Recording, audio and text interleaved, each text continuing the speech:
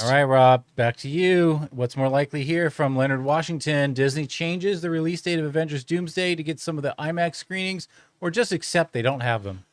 Nope. Disney is not going to change the release date. And I think if the thing that's most likely is they're going to figure out a way to get some of the larger IMAX venues to do alternating double features. They're going to do something. Or they'll build another IMAX screen. I mean, I think that it's if they're truly going to embrace this Doomsday thing, which they should, they're not going to move. They're not going to move. Yeah. As to what's more likely, they're not moving, and they're not going to get any of the IMAXs. The deals, they already signed a deal. IMAX signed a deal. Deals can always be changed, don't alter it any further. You cannot. Not in this litigious world. You cannot. And if both sides agree. I mean, yeah. If Warner Brothers, and they have no reason that they would, but if Warner Brothers said, you know what, we'll kick a couple of IMAX screens over to our friends at Disney, because I could see, you know what, Dune is not necessarily the movie that's going to play to matinees. Dune has an older audience, and I could see them structuring a new deal because Doomsday is going to be 5 hours long. So when they have this, I could see Doomsday screenings starting early. Like they could figure out a way. Like we're going to start a screening. We're going to have 9 a.m. Doomsday screenings, and the rest will be Dune. Again, they've already got the deal, though. Sure, they've got the deal. They're not going to give it to them at all, and they're not going to move for it. Do you want to know why they're not going to move for it? I'll tell you why they're not going to move for it. Well, there are approximately 40,000 screens in the U.S. that you can go buy a movie ticket for and go watch. About 370 of them are IMAX screens. Sure. For math majors out there, that means IMAX screens represent 1%. Less than 1%. It's not that big of a deal. I know right now, whenever the conversation about IMAX screens and getting the IMAX screens, and is it special? It is. Does it move the needle? It does. But everybody seems to think it's this major, major contributor.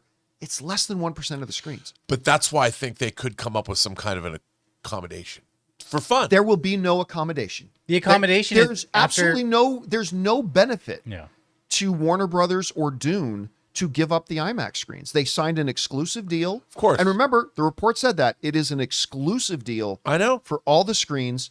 There is absolutely no reason so why would they? Well, some might say, what if Disney pays them?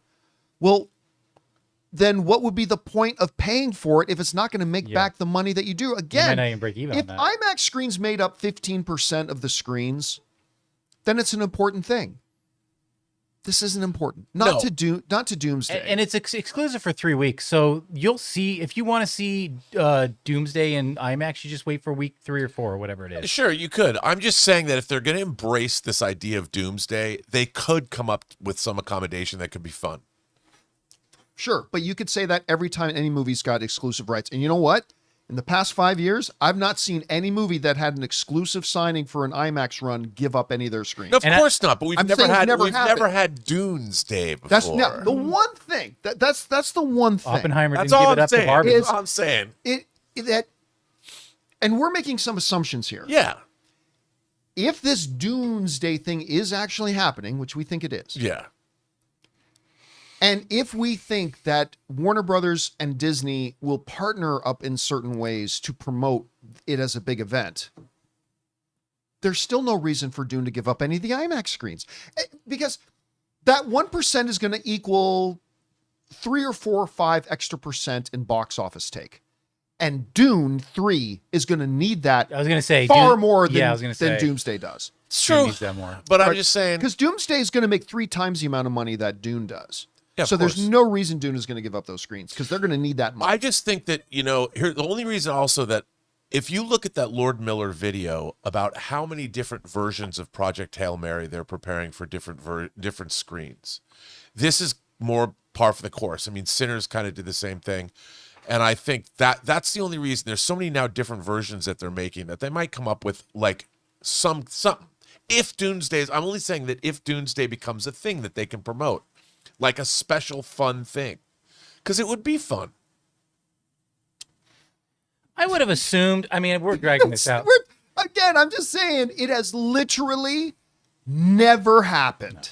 And it'll be fun is not a reason for Warner Brothers to give up money. I would have I don't assumed think that anyone would be IMAX giving up money, though. I would have assumed They that would be. IMAX would have approached Disney before they signed the dotted line. I mean, just to let them know, because I don't think this Not is to a mention, I surprise think to you and Disney. I both agree that Dune is going to be the better IMAX presentation than Doomsday. Yes. And so, yeah, I just... Now, look, if the situation were reversed, if Doomsday had the rights to IMAX, I would say there's maybe a 5% chance they'll share some of that with Dune because it's really not going to move the needle financially at all for Doomsday, at all. No. But because it isn't reversed, and it does move the needle for a movie like Dune, which is not going to be $1 billion film, that extra 50, 60, 70 million dollars represents a huge thing to their bottom line as opposed to, say, Doomsday. And if you've got Dolby Cinema, if you got Prime, if you got XL, if you got Regal's their version, like it doesn't have to be. You don't have to see Doomsday in IMAX. No, but I'm just saying that if they're going to do this big marketing push, they could have some kind of thing to make it a fun deal. Not with every single IMAX But it screen. already is a fun deal. It's Doomsday. Yeah, I don't think Adding in anyone's- the I don't think anyone's IMAX gonna screens care. isn't going to do anything to move the needle. I don't think anyone's going to be care. I that don't know. they- I can see them adding early shows they'll- because I see them doing cross promotions, but they don't have to give up. But that doesn't screens need 'cause- IMAX. Yeah, that's to what I do the mean. cross promotions. Yeah, Although, look, would I get fan a kick? screenings always get people to turn out. But they don't Always. need IMAX. They don't need IMAX to I do don't it. know. I'm They just don't. saying. They just don't.